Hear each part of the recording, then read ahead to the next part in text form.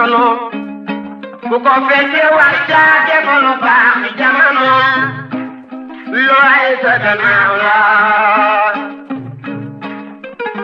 Transfert d'argent bii di Kpay transfert d'argent par code paiement marchand par QR code wala code marchand achat de crédit paiement de facture Woyofal Rapido Senelec TNT Aquatech te it Kpay mën na rechargement à carte bancaire rechargement à partir d'autres calpes demande de paiement de facture de crédit ak yeneeni service moo leen di may seen émission xew-xewu jamono. bëgguma la jarul coow nan booloo looy sa gannaaw la.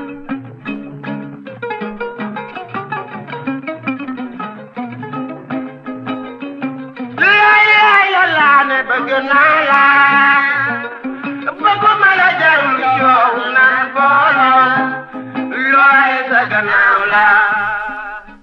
mbokk yeeg xarit auditeurs yi salaamaaleykum ñoo ngi leen di nuyu kenn ku nekk ci sa tur ak sa sant boole ci di leen ziar di am mbégte di àndandoo ak yéen ci iRadio 90.3 di gërëm Alaaji Baba Ndiaye mi fi teewoon démb di gërëm ki nga xam ne moom moo di monsieur Ndiaye mi nga xam ne moo fi teewoon tamit démb di gërëm grand Badou pour les mercredis et puis di gërëm bu baax a baax suñu xarit grand Djigo aussi ci inspiration beeg yëpp di nuyu tey siyaare Alaaji Ibou Fall di ko namoon lool te di dellusiwaat ci seen émission xew-xewu jamono Alaaji Ibou Fall maa ngi lay nuyu te di la siyaare namoon naa la waay. Boubs maa ngi lay nuyu di nuyu auditeurs yeeg internet yeeg téléspectateurs yi samay soppe moom vraiment ma di leen nuyu sargal leen yéen waa 54% yi catu bakken rek xam ne yéen a ngoog daal. ñun defuñu xaw leen nag mën naa la ko wax. ñun defuñu fi benn dégât xam nga février bi mois bu gàttal daf ko ci naroon ñambaasaale. fi mu ne nii man noppal samay yóor dama la tëj à droite tëj à gauche ñun waa 54% defuñu fi benn dégât dag ñu fi bàyyi de. waaw d'accord waaw dag ñu fi bàyyi ñoo yor réew mi. moo tax it tegaat ngeen bale yi de. tegaat ngeen la. bale yi da ngeen doon bale rek. sa fin du mois mu ne ngeen bale. ah ok non bale bi moom loolu Ibou loolu moo rafet ci réew mi mooy taaral réew mi. teg ngeen ko ci suuf de. loolu bale. Boubs da ngaa war a yor bale. Boubs le temps présidentiel. est trop précieux pour muy bale ay mbedd. ça c'est moi qui te le dis. mais pour donner l'inspiration. waaye Boubs fii dañ tu sais maa ngi naan affaire bi c'est pas compliqué tere leen ku tilimal fay tu payes tu fais ça tu sanctionnes. Il y a une économie de la propreté. Il faut sanctionner ceux qui salissent, c'est tout. Mais ay président de la République, c'est pas fait pour balayer les rues. Non nañ bàyyi lii waaw d'accord. bàyyi nañ ko.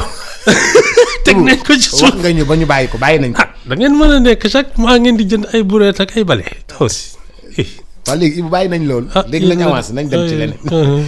mais kontaan ci gisewaat ak yow. bien sûr c'est partagé. li nga njëkk a daj ci maanaam bi nga dellusee. mooy di nga xam ni moom moo di indemnisation bi ñu doon wax jamono yooyu. fi mu nekk nii foofu lañ toll. lan laa la ci waxoon. yow ñan naa la waxoon ne ñooy victimes yi nga may expliquer yu kenn xamul.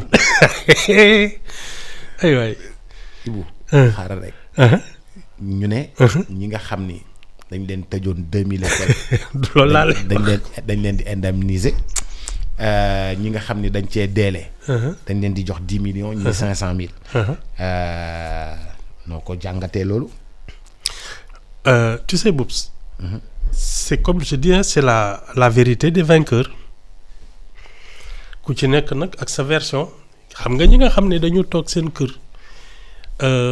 toog seen bitik ñu taal ko borom kii grande surface yeeg borom station d'essence yeeg borom boutique yi sax. TER ay boutique oui ay ñi am xam nga ñooñu fi mu nekk nii les gens les considéraient comme des complices du régime de Macky Sall c'est-à-dire ñoom lañ doon xeex taal nañ seen ay kër agressé nañ leen saaga nañ leen ñooñu c'est la double peine non seulement tu perds ton argent tu perds tes biens on attente à ta vie mais en plus on te considère comme un traître à la République non ñii dañu sës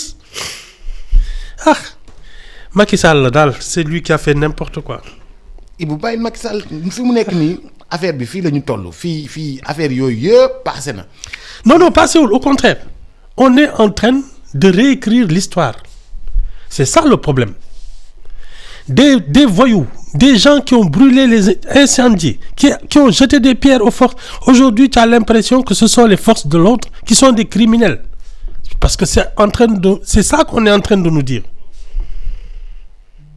Non, Ibou, force de l'ordre yi au budul woon ñoom kenn Sénégal nekk na dóom. Non, mais ce que les gens sont en train d'écrire nii histoire bi ñu bëgg a bind ñu jàllale ko ñu digérer ko mooy les gosses qui ont cassé des biens publics ce sont des héros et les forces de l'ordre sont des voyous et des criminels. C'est ce qu'on est en train de nous expliquer comme ça. C'est ça la logique. Loolu de la. Mais force de l'ordre yi xanaa dinañ leen dàmp aussi. Dàmp woyo boobu daal yow man dama lay expliquer mais yow daal xam naa ne. nilaar non waaw yow nilaar nga woon. parce que yow damay expliquer ba sonn. nilaar yow nee naa la ñii ils sont en train de réécrire l'histoire xam nga c'est comme chaque pays tu interprètes ton histoire tes héros ak yooyu ni mu la neexee les héros des vainqueurs ne sont pas les héros des perdants c'est exactement ça. xam nga dañ fi commencé woon yëkkati naan il faut ñu xaw ma juger Moussa Fall. tegaat ko ci suuf. yooyu laa lay expliquer nii. ak le ministre de l'intérieur ak yooyu. ak Macky Sall. mais c'est de ça qu'on est en train de parler. c'est la même logique. Ceux qui ont protégé l'État. La République. Voilà, la République. Ils sont considérés aujourd'hui comme des criminels. loolu laa lay expliquer nii. loolu xajul sa bopp de. non loolu xajul sa bopp. ñii. mais Ibou c'est normal que bu fekkee. Boups c'est à peine si on te dit pas que les gens qui ont incendié un bus qui ont tué deux fillettes sont des héros et que les 2 fillettes qui sont mortes là c'est pas grave c'est ce qui est en train de se dérouler sous nos yeux. Est-ce que 10 millions dina doy ci ko xam ni ñàkk nga sa doom ci. ça dépend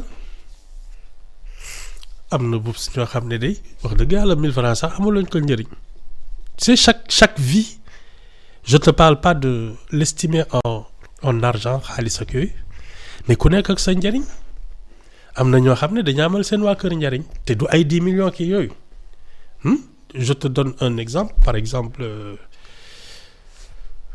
un chef d'entreprise, quelqu'un qui a 500 emplois ou 1000 emplois, qui fait 100 milliards de chiffre d'affaires.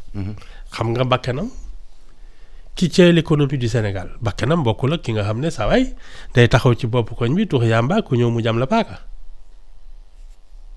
am déet am na ñoo xam ne soo fayee 10 millions ci ñoom mais tu as gaspillé l'argent public am na ñoo xam ne soo ne vraiment on indemnise sa famille à 10 millions mais tooñ nga leen parce que ça vaut beaucoup plus que ça. Boups, un médecin, quelqu'un qui a fait 12 ans de médecine, qui soigne des Sénégalais tous les jours, bakkanam bokkul ak ki nga xam ne day taxaw ci bopp koñ bi ku ñëw mu agressé la. Tu peux pas donner la même valeur à ça. Mais sur le principe de l'indemnisation daal yow d'accord aussi. Boups, ce qui s'est passé en 2021 2022 ba 2023 ñu ñëpp teg nañ ci seen bët. Ce sont des gosses qui ont attaqué des gens, qui ont attaqué des biens, qui se sont battus avec les forces de l'ordre et qui ont mis en danger la République. Boups. C'est ça la vérité. Loo ci indemnisé? Non. C'est comme si demain tu me disais le trafiquant de drogue bi nekk ci benn quartier di kii fitna ñëpp ñu xëy bés di ko arrêté waa mu dee ci kii bi waa këram ne non c'est pas normal nañu indemniser. Il s'est défendu contre des forces de l'ordre, légitime défense, tu meurs. waaw ñu naan kii daf ñu amaloon njëriñ non. Si tu affrontes l'État et la République, c'est ton problème. looluy dëgg. Mais Ibou, l'État et la République nag des fois des fois dafay jaay doole bu jaayee doole foog nit ñi janoo moom. Boubs, un État, hein, tout peut s'organiser que dans l'ordre. Le maintien de l'ordre, c'est le minimum. C'est comme si demain, on n'avait personne à nos frontières, ni militaire, ni douanier, ni rien du tout. Ku mu neex dugg ku mu neex génn. Si demain des djihadistes attaquaient ce pays-là, hein, ce sont les soldats à la frontière qui parce que oui, Riposter. mais c'est comme ça, c'est le même principe. Tu mets en danger la République, il y a des gens qui sont payés et qui ont prêté serment pour donner leur vie. Tu peux pas me dire nag ñu attaquer leen ñuy seetaan seen bopp ba dee suñu loxo. Il faut voir les policiers qu'on a blessés ñooñu la ñu war a indemniser. Je pense qu'il y en a même eu que am na benn boo xam ne dañ ko doon dóor ay briques ci bopp mu tëdd. Je sais pas ce qu'il est devenu. Non, il faut arrêter ça. Ibu arrêté kay amatul xaalis bi génn na moom. Non, c'est la vérité des vainqueurs ah. Macky Sall moo def lu ko neex. waaye Ibu bàyyil Macky Sall. moo def lii de. moo def lan. moo def lii. C'est lui qui a complètement gis nga comme aiguilleru train yooyu. train bi nar a jaar nii nga ne non il faut mu jaaree nii. ni mu la neexee. su déraillé rek c'est pas ton problème. C'est exactement ce que Macky Sall a fait. Il a trahi son pays. Ibu li ngay wax ëpp na de. C'est ce que je pense. wala yow li nga xalaat ngay wax. waaw xalaat laay wax. mais comment ça il a trahi son pays. La preuve anamu nekku fi sax. Il n'ose même pas poser les pieds au Sénégal. Tu crois que s'il n'avait pas trahi son pays, il serait pas en train de se promener dans Dakar?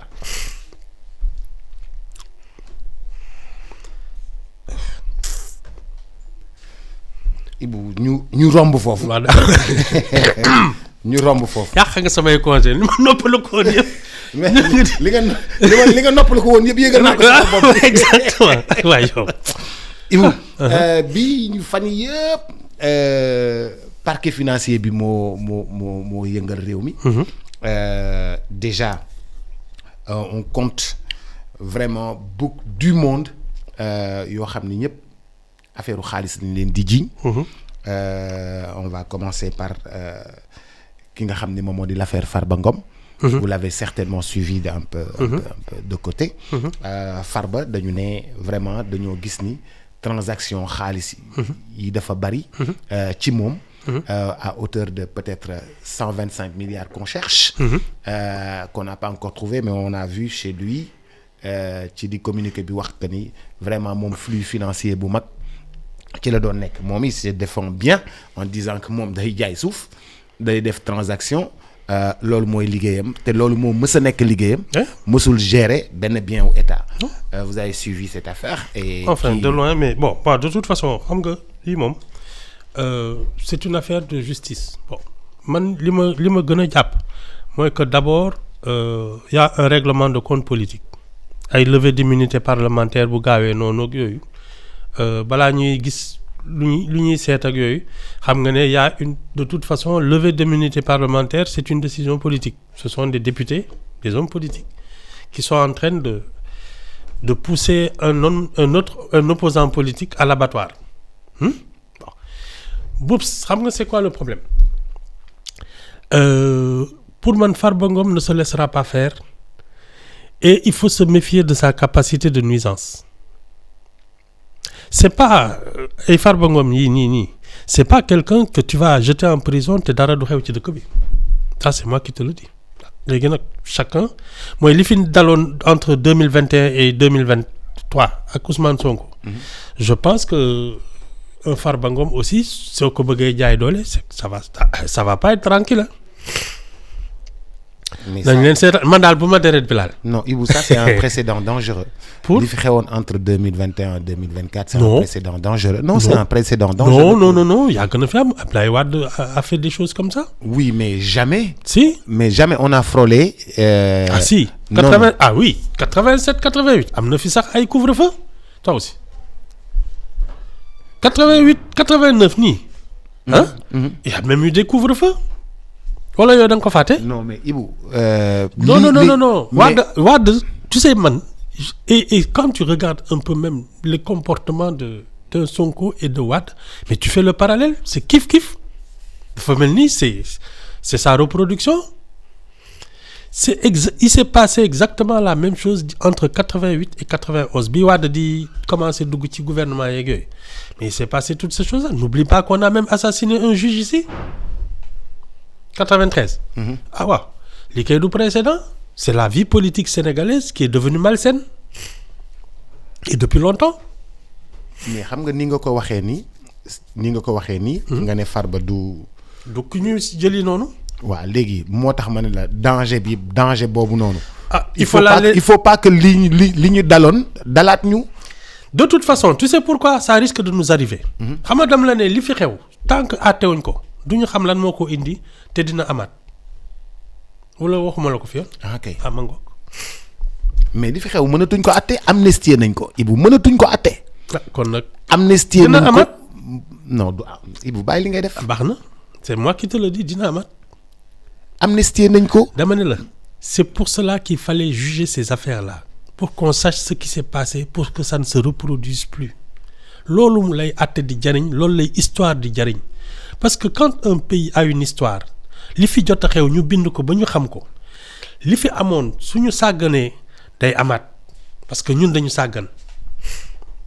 merci beaucoup alors Ibou gannaaw bañ la nuyoo ziar la Ibou fan yi levée immunité parlementaire yu bëri ñu doo dàq ñoom la ñu bëgg a teg ci table ji notamment monsieur Amadou Ba nouvelle force politique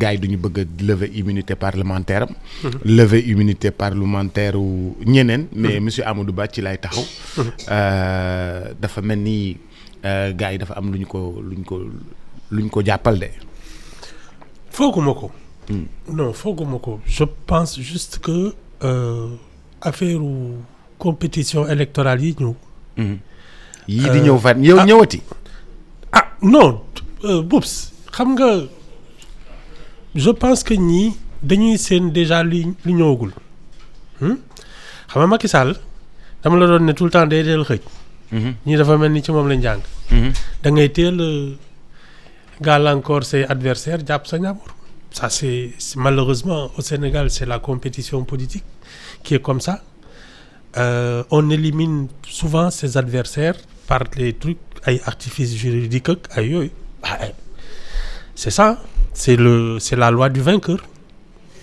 non mais Ibou dëkk bi dañuy wax ni am na yoon am na loi mais am na justice les lois les forces de l'ordre ak yooyu dañuy soutenir un régime dañ leen di ne def leen ñu def c'est comme ça hein mënoo ci dara ñii aujourd'hui qui font faire des choses aux magistrats aux forces de l'ordre ak yooyu mais boobu il y a 1 an ils étaient en prison wala du loolu si c'est tout.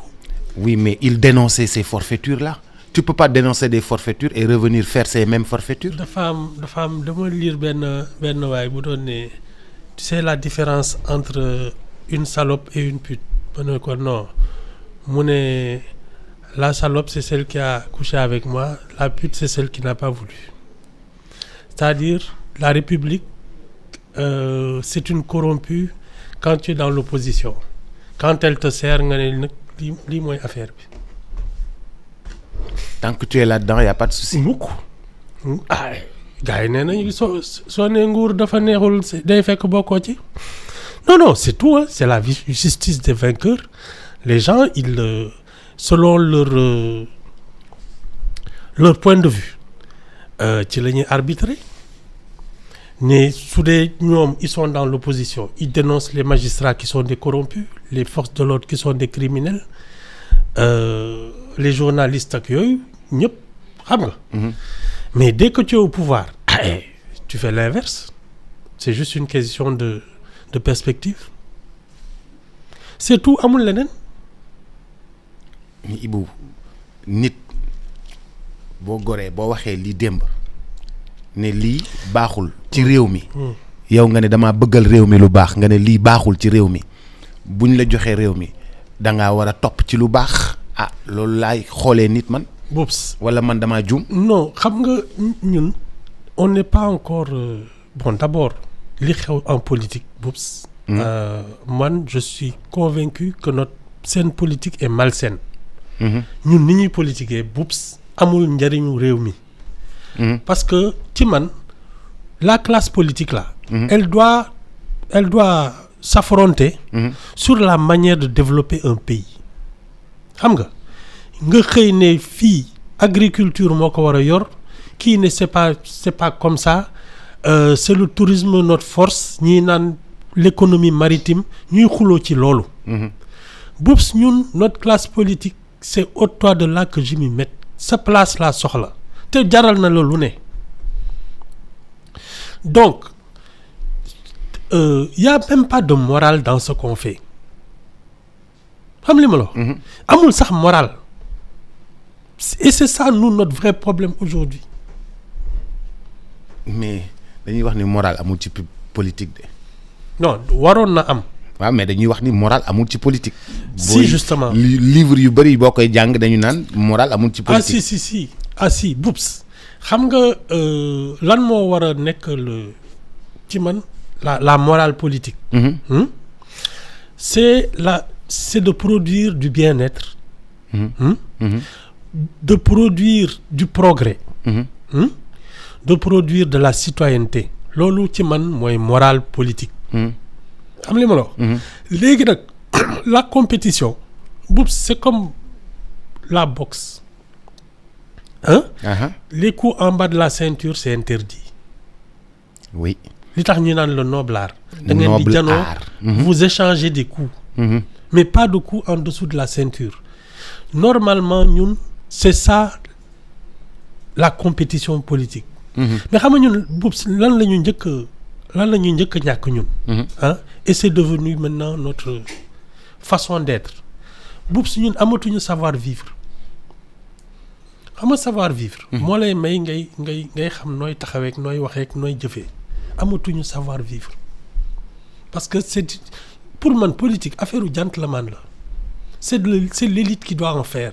c'est pas de la mais yow boo defee yëfu gentleman gars yi fekk la fa indil la leneen. indil la justice dugal la kaso dóor la.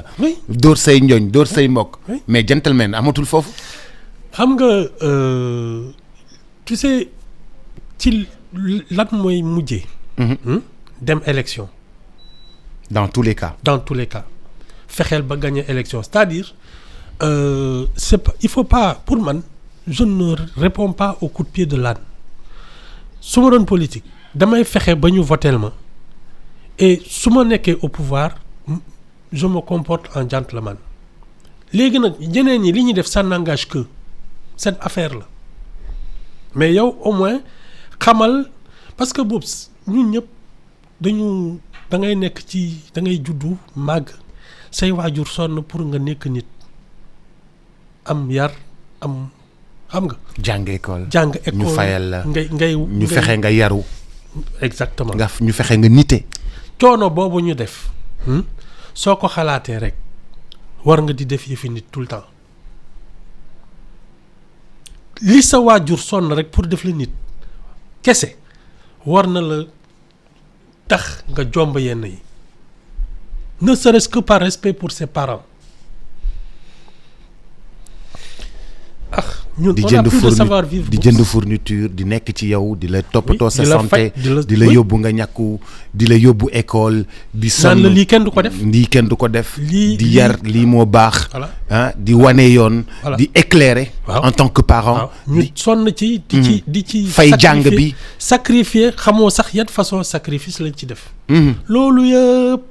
soo ko xalaatee Boubs tu dois savoir te tenir dans la vie et même en politique. mais Ibou c'est presque le contraire de notre société Ibou c'est presque le contraire parce que ñun bu fekkee ni dañ ñoo yar yar nañ ñu suñu parents yi sonn nañ ci ñun ñu ne hop ñu dem ci Auchan yi sàcc bong Auchan yëpp daw yëkkati frigidaire daw ak moom yëkkati télé daw ak moom. ça veut dire que kon échec am na fenn ci réew mi yëpp. xam nga man lan moo ma wóor ñi seen ay waajur sonn ci ñoom nekku ñoon ci loolu. ah oui ça j'en suis convaincu. les gens dont les parents se sont sacrifiés pour les éduquer amu ci kenn ku dem di sàcc ay Auchan loolu moom maa la ko wax ñi ko def demal seen kër seet naka la ñuy toogee ak ni ñuy waxee. waaw Ibou bul waxee noonu. ah si. Ibou réew mi yëpp nekkoon ci kii di. mais moom laa lay wax Boubs ñii di wut bong bong ñii di wut benn frigidaire. mais Boubs xoolal l'état du pays tilimaay bi fi ne ba nga xam ne président de la république tous les mois mu ne nañu raxas dëkk bi mais Boubs ça te montre que nous sommes sales même dans nos têtes ça commence comme ça désordre bi am suñu biir bopp yi ak dans nos mœurs ak yooyu moom moo feeñ ni on a échoué sur le plan de l'éducation waxuma la éducation nationale. Mais ñun suñu diggante entre sénégalais. mais boobu c'est devenu une catastrophe. ni ñuy comporter suñu diggante ñun ñii rek. ah oui oula. non c'est moi je suis non lii jaaxaluma. ah mais Ibou ñun lii daf ñoo jaaxal parce que ñun bu fekkee dañu ne yar nañ ñu wan nañu suñu parents yi sonn nañ ci ñun. on se retrouve à piller et à manger loo xam ni waruñu ko dem pillage dem jël ko di ko lekk.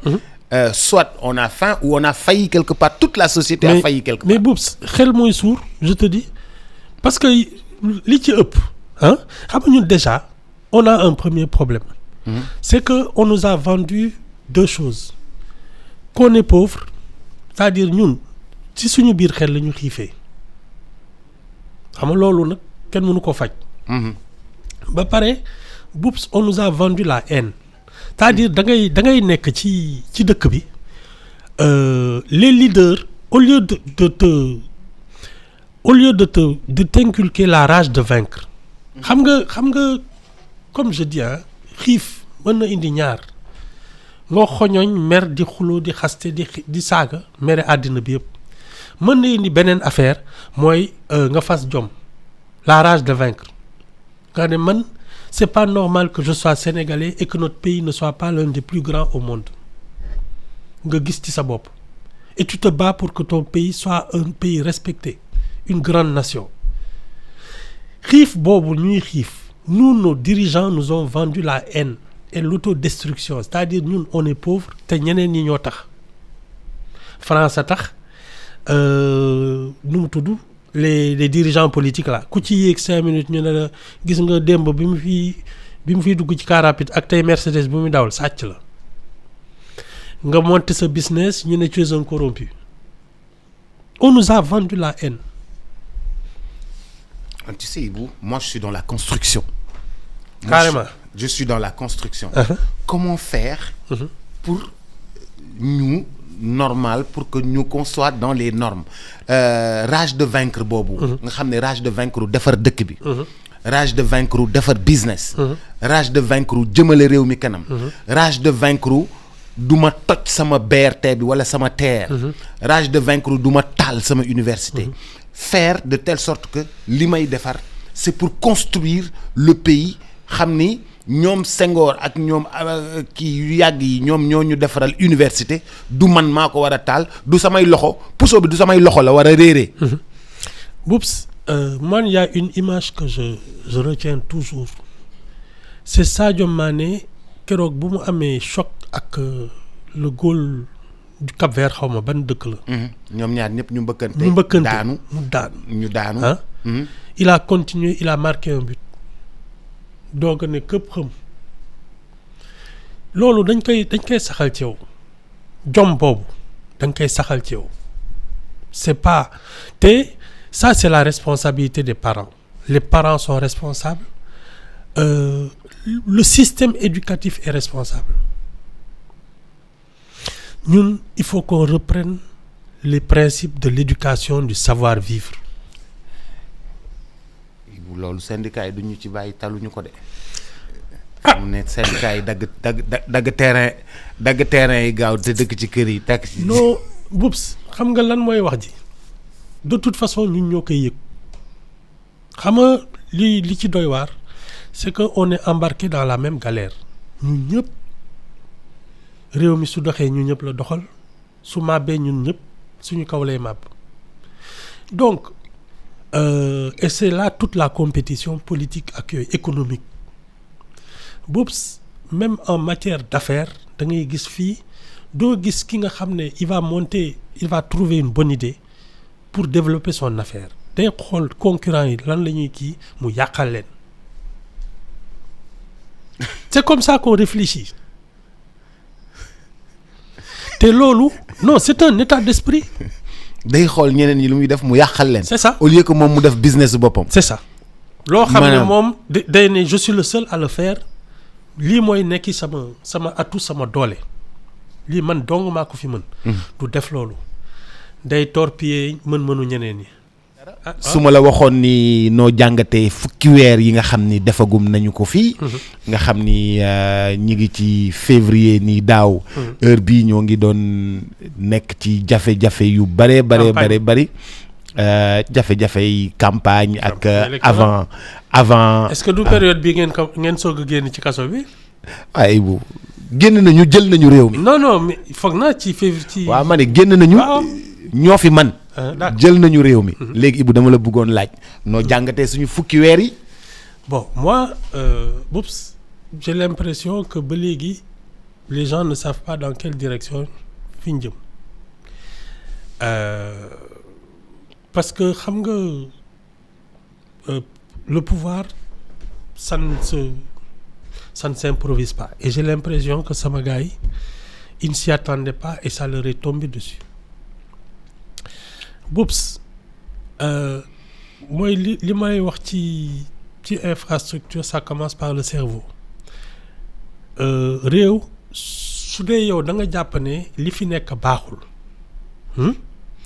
charte bi ci boppam parce que yëpp ci charte lañ koy tëral dès le début ils auraient dû savoir quelles sont les institutions qu'il faut actionner naka ngay gouverner ni nga bindee institutions yi ak ni ngay proposer Sénégalais yi ca ngay mënee doxal ils n'ont toujours pas fait ça su ñu jàppoon ne par exemple il y avait des problèmes avec la justice lan lañ fi def ay assises ba léegi xamuñu lan lañ ciy def rien n'a changé s'il y a des problèmes économiques avec de nouvelles orientations ba léegi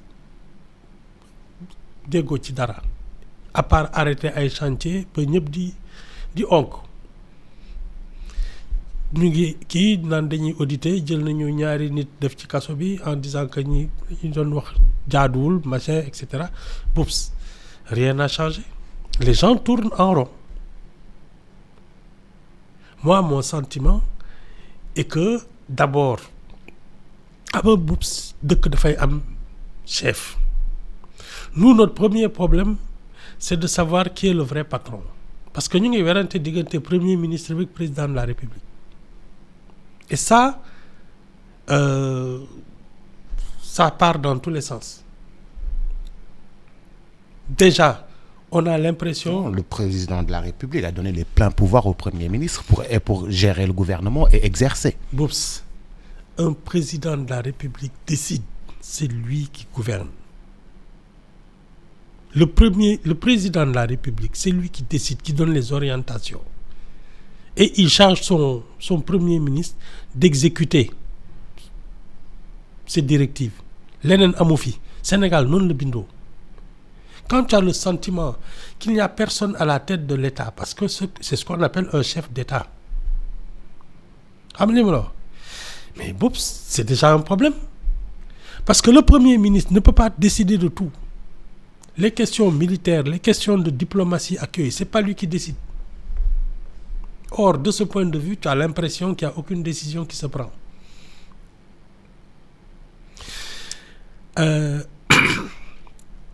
Les histoires de révision avec la France, là, c'est le Premier ministre qui en parle. Le président aboutit qui mës na wax daal ci affaire Thiaroye dem na fi 2 fois Paris, 3e fois bi mu annulé quoi à la dernière minute. Non, tu as l'impression que nous n'avons aucune direction à prendre. Ñu ngi toog di xoolee parce que dëkk day am chef et c'est pas au Premier ministre d'être le chef parce que notre constitution, notre république, c'est le président de la République. fi mu nekk ni décision doo xam lu mu doon. Moi j'ai l'impression qu'il y a même une sorte de, comment dire ça, de latence quoi, c'est-à-dire sur place là, parce que xamuñu exactement lii fu mu jëm. Chaque fois qu'il y a eu une sorte de rivalité de personnalité entre le président de la République et le Premier ministre, ça s'est mal terminé. Non, ici, il n'y a pas de rivalité. Ici, il y a pas de rivalité. Le président mu ngi fi mu ngi exercer rôle lu président mais dafa bàyyee premier ministre bi muy exécuter. Non.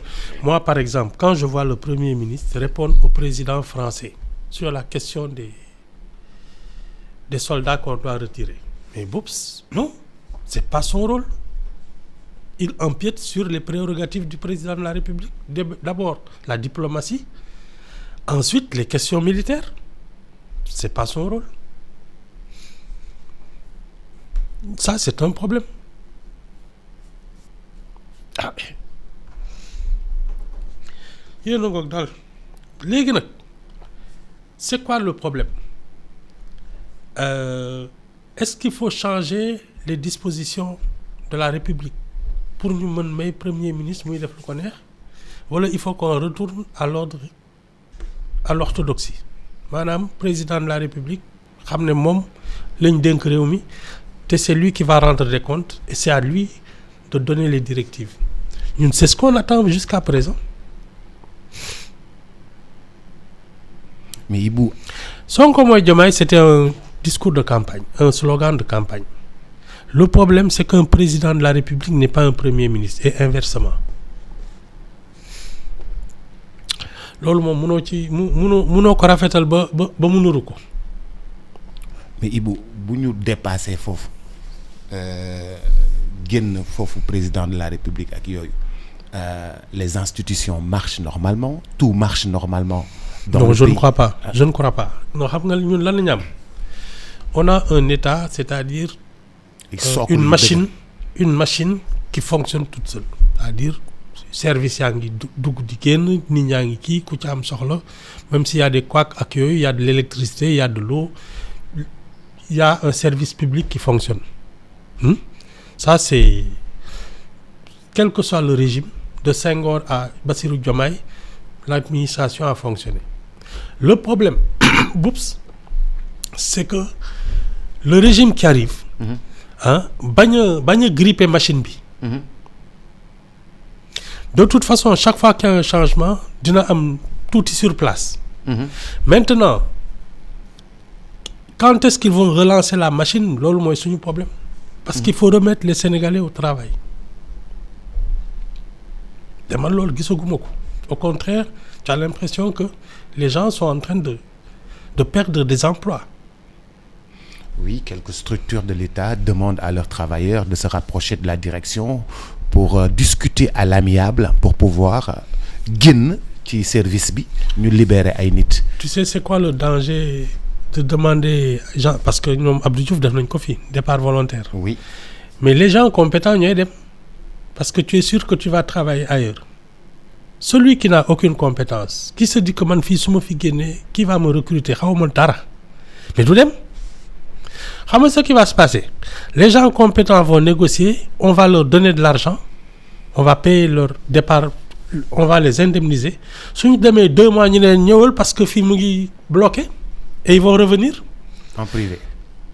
Non, même contrat spécial wala yooyu, alors que ñi nga xam ne ils sont incompétents mais am nañu contrat ak yooyu ñoom ñooy ñëw di xëy di gontu te duñ liggéey dara. Mais loolu moo normal. Comment l'administration mais xam nga non des gens incompétents. Oui. Ah non, mais attends, la clientèle politique ku ñëw indaale say nit. C'est ça. Ouais. Léegi xam nga lan mooy dëgg da ngay auditer sa administration ne moi voilà comment je voudrais qu'elle fonctionne. ñu noté ñëpp ne kii am na fi njëriñ kii amul njëriñ ñi amul njëriñ dégagé amul neexalaate. Ah non, Ibou mënoo ñëw fekk ay nit ñu am ay contrat nga leen di dàq Ibou. Boups mënoo ñëw fekk ay nit yu am contrat nga leen di dàq loolu mënoo ko def waaw. Boups tu recrutes des gens en fonction de leurs compétences et de leur apport. waaw mais ñoom liñ fi fekk mooy ay nit yu pléthorique. waaw mais su doon liñ fi fekk baax na ñoom du ñu yegg si ils sont venus parce que le pays la majorité yéen à 54% da ngeen jàpp ne ni ñu yoree réew mi baaxul wala du loolu. du moo leen fi indi. mais faites votre diagnostic. loo ciy naan nit ñi non c'est-à-dire essayer de négocier à l'amiable loolu du kii. Faites auditer l'administration. Quels sont les postes qui sont en surplus te ani ñi nga xam ne liggéeyuñ fi dara duñu xëy duñu gontu te ñu ngi fayeeku ñooñu ngay répertorier ba xam ne ñëw la nga génne leen fi. mais Ibou loolu laa lay wax nii mënoo ko def. tu peux parce le faire que non Ibou loolu mënoo ko def nit yi tamit dañoo yore seen i njaboot dañuy liggéey. donc je te parle de ceux qui ne travaillent pas. mais Ibou mën nga di xëy suba. Bubs yow soo fi toogoon 6 mois xëyoo gontoo gisuñ la chaque fin du mois nga ñëw feyeku sa salaire. auditeur bu ñëw ne ani Bubs ani li muy liggéey ani son résultat gisuñ ko dañ lay dàq. di nga am avertissement di nga am ceci parce que ton dossier parle tout seul absentéisme ak yooyu mais ça parle tout seul naxante pour. Bubs nee naa la tu peux pas mënoo yor réew di te doo xam lan mooy république les gens respectent la république font leur travail parce que soo ko defulee ce sont des vies qu'on perd. Bubs le personnel soignant quand il s'absente il y a des gens qui peuvent mourir. Les enseignants qui font autre chose que d'enseigner mais c'est toute une génération de perdus. Il n'y a pas à expliquer. Les gens font leur travail, ils sont compétents, on les garde. Ceux qui ne le font pas, ils sont priés de prendre leurs affaires et de s'en aller. C'est comme ça que ça marche. ba tey ci. xam nga ñi lan moo leen dal. Hein? Et c'est ce qu'on dit des hommes d'État et des hommes politiques. Ils pensent à la prochaine élection. mais non loin de là yow ñu ngi def 10 mois ngay waxu prochaine élection doo ñu bàyyi. yéen na ngeen fi bëgg a nekk ba 2050 wala loolu ngeen fi wax. mais loolu c'est confirmé. D'accord. projet bi 2050 la jëm. moo tax di ngeen naxanteeg ñi. Ils pensent pas aux agents de l'État qui ne fichent rien. Ils pensent aux électeurs qui vont perdre. C'est ça le problème. li ma la wax dégg xajul sa bopp. non xam nga loolu dafa ngand trop ci sama bopp bi dafa ndaw. Je te dis que c'est exactement ça. L'administration a un mode de fonctionnement. Il faut moderniser, il faut alléger, il faut rendre plus efficace. Mais ça, c'est une question de compétence et peut-être de modernisation de l'outil. Mais amul, parce que quand tu audites, il y a peut-être 100 personnes doo xam sax lan mooy fii seen njëriñ mais il y a un rapport. Les gens les ressources humaines science la dañuy ñëw xool ni kii am na fi place kii amul fi place il faut un rapport tu prends des décisions. li gars yi naan gëmal guux garab du neex mooy lii mais il faut en avoir le courage. ma jàll ci leneen ñu jàll ci suñu 10 mois yi noo gisee.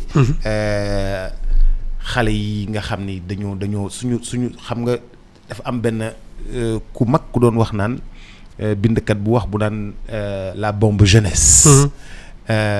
moom moo gën a nekk jamono yi suñu problème. pour wutal leen lu ñu liggéey. gannaaw problème yi nga xam ni moom la ñu am yëpp. ci 2021 2022 ak yooyu. on cherche à les caser. mais pour une première enfin pas pour une première mais gis nañu un peu ni ñu doon jëlee gaal yi loolu ñu ngi leen di proposer fan yi pour ñu génn dem ci dëkk yi liggéey jël avion yi naka nga gisee suñu politique gu jeunesse actuellement. bon man waxuma la jeune ak kii sax mais je dis toujours bi ñuy naan dañuy jël ay gaal ma ne nous notre problème c'est qu'on ne sait pas se faire respecter parce que nous sommes des citoyens du monde sénégalais war na mën liggéey fu ne ci àddina bi. léegi nag su dee utal nañ leen ay contrat yoo xam ne mën nañ ci dabu seen teranga qu'ils partent dans de bonnes conditions qu'ils travaillent là-bas et qu'ils reviennent ou qu'ils s'installent c'est leur problème.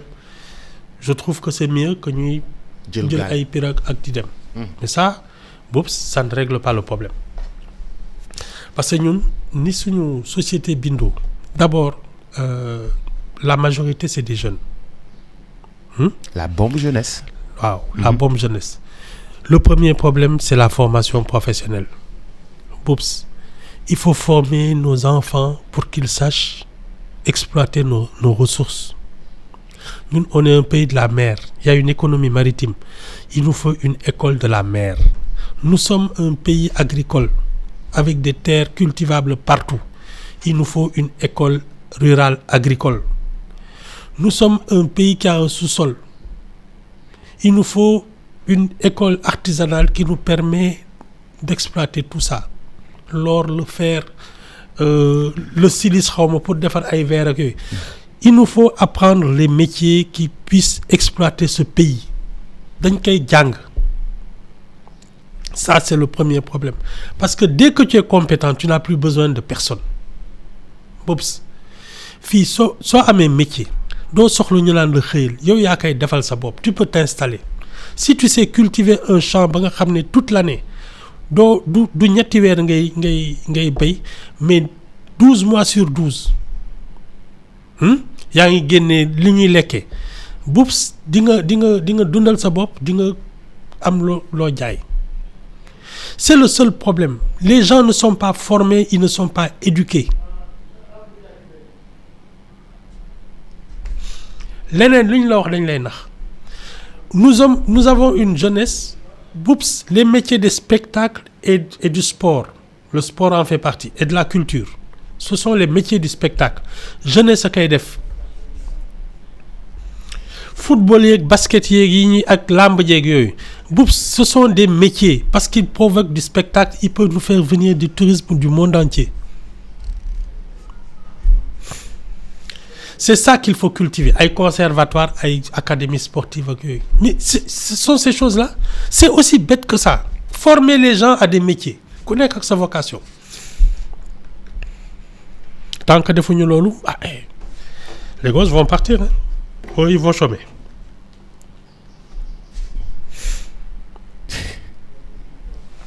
Tout le monde ne peut pas être universitaire.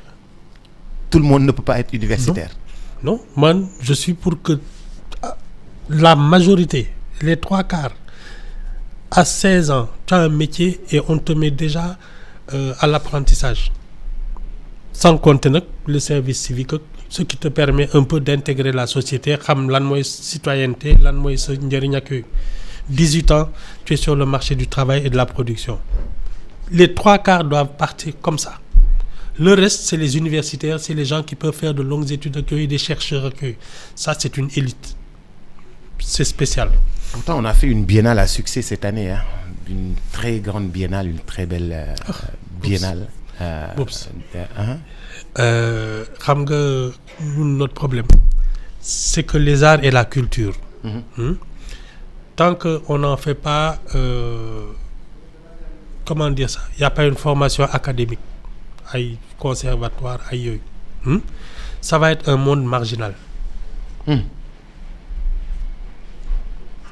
Et ça, c'est un problème. Parce qu'il y en aura peut-être 2 ou 3, bon, ils ont de l'entre-gens, peut-être du talent, tout le reste, ça va à la poubelle. Parce que c'est pas organisé, c'est pas structuré. Il faut d'abord une formation académique. Il y a une école de Dakar dans toutes sortes de formations culturelles. Des académies. Tu en fais un métier. Nekk musicien par exemple, tu toog rek am benn grand groupe nii entre xarit rek commencer di non, je veux être musicien. Ñu dugal la ci benn école, tu apprends le solfège, tu apprends toutes sortes de musique, tu commences à composer, on t'apprend tout ça. Ça s'apprend. Da ngay am sensibilité mais après on te l'apprend. Nga xam ne tu es un professionnel. Mais ñun tout ce qu'on fait, c'est en dilettante et en amateur. C'est pas bon. Même de bonnes salles de spectacle, il n'y en a pas beaucoup. Pour te dire. Je te parle même pas du sport. Le monde du spectacle est trop pompé par des taxes. Boo bëggee perception municipale fële kii soda fële ñeneen ñi fële tu as au moins 40% de la production de ton spectacle que tu donnes en sous forme de taxe. C'est énorme. Non, c'est pas énorme. Qu'est-ce que tu gagnes? Le problème, c'est pas ce que ça te coûte, mais qu'est-ce que tu gagnes?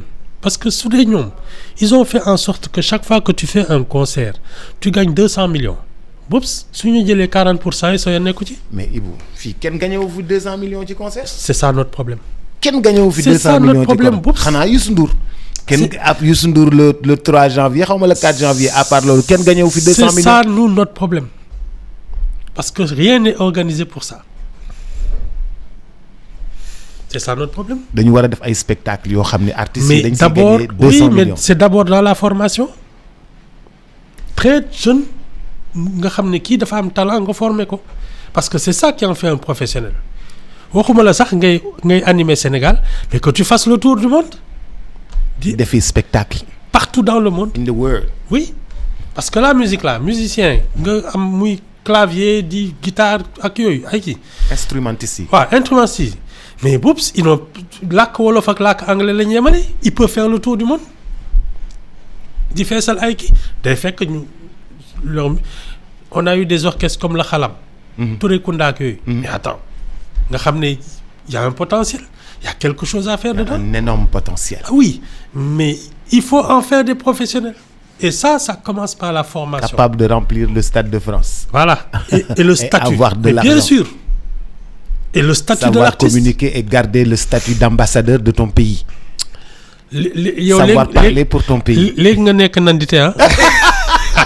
nii commencé ñëw mën a dem sur les grandes chaînes mën a wax ak ñoom anglais mën a wax ak ñoom français mën a instrumentiste requin de studio mën a jaay sa dëkk. requin de studio. Il y a de grandes pointures mondiales suñu leen ne ani musicien bu baax ñu ne la Sénégal la am. Habib Faye noonu lañ ko doon jël see fii Angélique Kidjo jël si ko mu dem États-Unis liggéey ak moom. keneen jël si ko mu dem fëleen liggéey ak moom. c'est comme ça que ça marche. maa ngi commencé nekk nante. ah waaw. su ma lay fréquenté damay mujj yeew. foog naa de. maa ngi lay gërëm di la sant. waaw ba semaine prochaine. incha allah di la gërëm bu baax a baax di la sant suba incha allah grand Badou dina teew grand Badou sama benn grand la xam nga man dama am ay tour de magie. gis naa ko grand yi dama leen di génnee ci sa. mooy borom mbaxane bi. waaw mooy borom mbaxane bi. booba moom may torpedo bi. waaw alors li kii beere la torpedo ah c'est vrai waaw non beere la waaw. beere la sedd bi torpedo ak sedd bi yi ngay laal booy. kii année 50 yi la de. année 50 waaw grand bi année 50. ah maa la wax li man damaa xool ay tour de magie damay génne ay grand sama poche. trek Ibou Fall génn. ma ne trek grand Badou génn. alors li ma ne trek Mamadou Ndiaye génn. je te dis. maa ngi lay gërëm di la sant le bulletin d'information c'est dans quelques instants à tout à l'heure.